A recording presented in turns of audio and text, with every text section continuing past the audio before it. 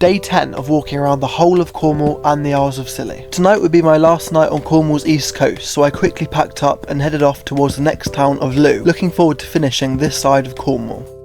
After a short walk through a small village, I made it and had a walk through, then went to the arcade where I spent a bit too long and spent too much money to win absolutely nothing, so headed off for a cheer up pasty to charge up. I then headed off towards the next village, up quite a few tough hills, and found out that both my back supports had broken on my bag, but carried on off into the woods hoping to get a new one in Plymouth the next day. I soon made it into the village of Seaton and went through onto Downderry, where on the coast path I met some fellow wild campers and got told I would soon be heading through a big golf course and military base. Just around the corner was the village of Port Wrinkle, which I went through and up the hill where I reached the golf course, and then soon into the long military base, which thankfully wasn't doing live firing today, and I had to make it through quick to make sure it was still light to find a camp spot. I then caught this incredible footage of a buzzard flying with a rabbit in its talons,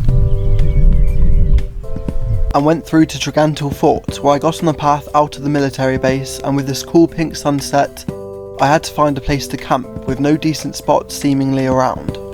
After a while looking, I spotted this tent and asked the person if I could camp next to them tonight. They agreed, so I set up next to a stranger, and that was the end of the day. Follow me for day 11 to see me finish this side of Cornwall in the rain and cross over into Devon, where I recover at a friend's house before heading off on the tomorrow coast to coast way.